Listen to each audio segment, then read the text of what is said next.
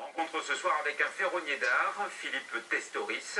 Il a acheté une maison dans l'Oise à Dompierre en 2001 et en février dernier, il a créé son entreprise, la ferronnerie dompierroise. Il travaille chez lui, un métier de passion. Raphaël Brénuchon et Nadine Lee. Là, je mets des bouchons pour protéger l'audition, parce que sinon, il y a des pertes d'audition assez importantes. Traçage, découpage, assemblage, soudage ou encore perçage, pas de doute, pour être ferronnier d'art, mieux vaut ne pas être manchot. Philippe Testoris, 36 ans, dont 16 à travailler les métaux, est un amoureux du fer. Aujourd'hui, il veut vivre de sa passion, un travail bruyant, comme vous l'aurez remarqué, mais aussi physique. C'est beaucoup de travail de force quand même, donc, notamment la ferraille, c'est assez lourd, donc à porter c'est très très lourd. Donc surtout quand, là, actuellement je suis tout seul, donc tout ce qui est portail, tout ça c'est assez lourd à bouger. Donc forcément, le dos il en prend un coup, voilà. Donc tout le corps prend beaucoup de choc. À la fin de la journée Ouais, fin de journée c'est assez... on dort bien en général. La ferronnerie n'est décidément pas de tout repos. Il faut aussi se méfier des ultraviolets dégagés par l'arc électrique lors du soudage.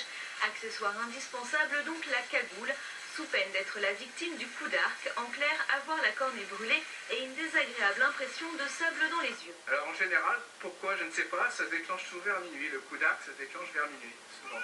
Aux alentours de minuit quoi. Voilà. Et vous, Donc, ça a déjà été votre cas? Oui, donc ça m'est arrivé au début quand j'ai commencé surtout. Donc forcément, tous les débutants en général ont droit au fameux coup d'arc.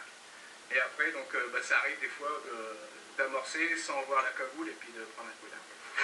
Bon à connaître, le remède des anciens, appliquer sur les yeux une pomme de terre coupée en deux. Philippe forge ses premiers objets de décoration il y a 6 ou 7 ans pour des amis. C'est d'abord un loisir.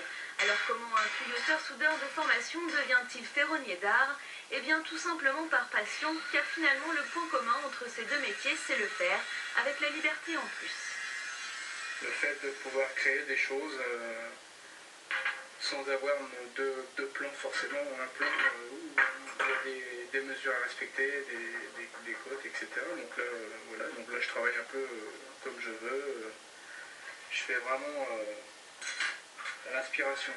C'est vraiment, je fais pas, pour ce genre de choses, je fais pas de plan, rien du tout. Donc c'est ce qui est intéressant, c'est le travail de l'artiste en fait. L'inspiration, je le trouve au fin fond de mon imagination. Voilà, donc tout simplement, ça vient tout naturellement, quoi.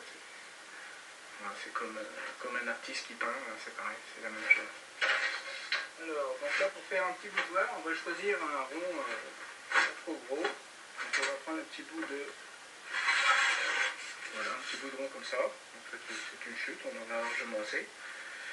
Voilà, donc on va aller travailler avec ça.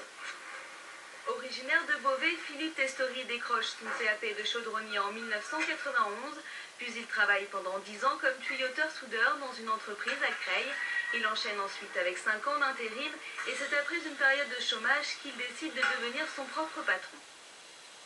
Moi, j'en avais marre de travailler pour un patron, de faire des choses qu'on m'obligeait à faire. Donc voilà, c'est surtout ce qui m'a décidé de me lancer, me mettre à mon compte. Voilà, donc là, c'est la liberté, quoi.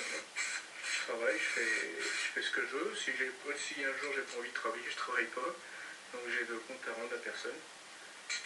À part à mes clients, bien sûr. Philippe débute, il n'a pas beaucoup de moyens et un petit atelier qu'il a aménagé au fond de son jardin. Il doit donc être très ordonné et ranger son plan de travail au fur et à mesure. Mais qu'importe, il a fait le choix de l'artisanat.